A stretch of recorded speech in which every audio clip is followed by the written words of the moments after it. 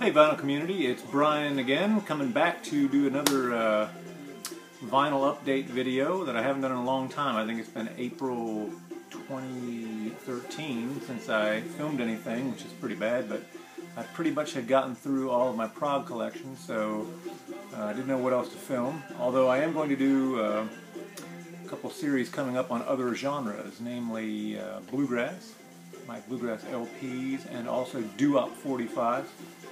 But for all you Prog people that have subscribed because you like Prog records, I do have an update for you.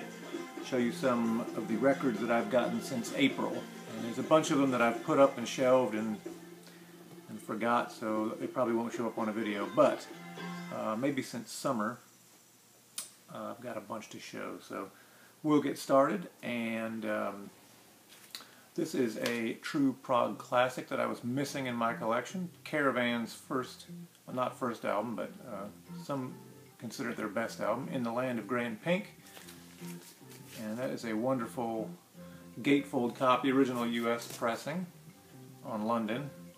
And that's really good music. I had never really gotten too much into Caravan, but man, that's a great album. Just the guy's voice is really pleasant to listen to, and excellent songwriting, and that's really a nice copy of it, so delighted to get that. I was a little low on my Peter Gabriel. I had I think the one with the Mustang on the front of it, so I got a couple Gabriel albums at the beach this year. This one is, I think, affectionately referred to as Melt, because his face is melting, see? Apparently they did this in the dark room. He took the photo and developed it, and as it was developing, the guy poured something on it or whatever. Pita. Also, and on that one, Games Without Frontiers. I remember that from junior high school. Kind of a poppy tune, but still pretty good. Here is the one known as Scratch. Also at the beach, picked up King Crimson's Beat album. You remember from my video you had the red, the yellow, and the blue. I can't remember the names of any of them. Don't really like this era Crimson myself. It's okay, but the first two or three iterations of Crimson I really liked better than this style of 80s version of Crimson. But also, now that I've gotten a lot of the Prog that I've been looking for, I realize that some of my copies of things were in rough shape, so I've been on the lookout for upgrade copies of things. So here's a few of my Yes albums that are just, if I in a store and come across something just real minty, I'll pick it up. You can see that's a really nice copy of Drama. Here's a in the shrink copy of Tormato. It's also pretty minty fresh, so that's sort of an upgrade copy. I can't pass up good original pressings of any Yes album, so this is you can just see, this is just a real glossy original pressing of Fragile. You see it's, what is it, SD 7211, I guess is the original pressing from the early 70s, and that one's just in fabulous condition. So I've already showed that, but what the hey, couldn't pass it up. Was lucky recently, let me take this out of the packaging here. Found a new record store in this area that I wasn't aware of before, but was able to find a copy of Bedside Manners Are Extra by Greenslade with the phenomenal Roger Dean cover. Look at that. And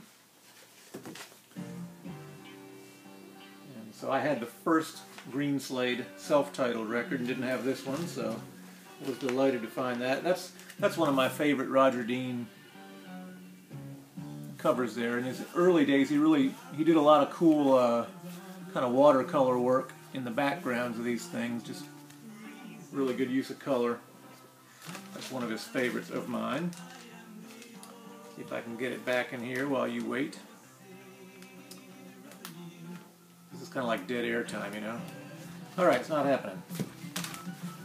In addition to upgrade copies, here's an original copy of Rush's first album. Found that at an antique store for a reasonable price. Also, an upgrade of Fly By Night. It's a real nice copy of Fly By Night.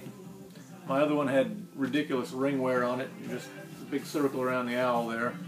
So that's nice. As well, a nice copy of Farewell to Kings. This thing is just brand new looking. So that's an upgrade.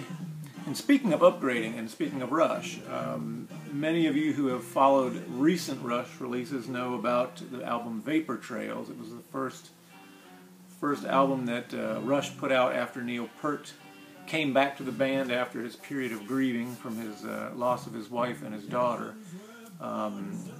But the mastering on Vapor Trails was really bad. Everything was kind of maxed out. It was just too dense and too overproduced, and it always sort of bothered Geddy and Alex. So they decided that they would go back and have it remixed. So they recently released Vapor Trails Remixed, which came in the mail. My wonderful wife, got me a copy of this for our anniversary. This is a 2 LP vinyl version of Vapor Trails and sounds phenomenal, so delighted to get that. As well, Mr. Peter Hamill.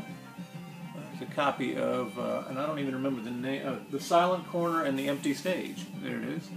I thought that was Gerald Scarfe, did the illustration here, the guy that did Pink Floyd The Wall, because it really looks like that, but I don't believe it is.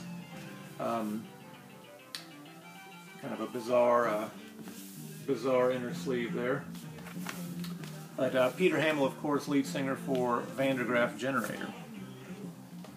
VDGG. Here's a Uriah Heep album that I never seemed to could find a good copy of without horrible ring wear. This one's in pretty good shape. Uriah Heep Live, double live set. I don't know if you can see. It's got the booklet in here, sort of built in, and but a lot of their classics on here: July Morning, Sweet Lorraine, Look at Yourself, Magician's Birthday. So that's a pickup. And another. This is the last record I'll show, but or the last LP anyway.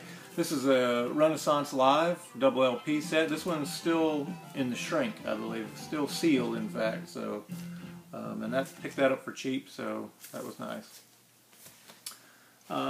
Just a couple other things. Jethro Tull, are we finished?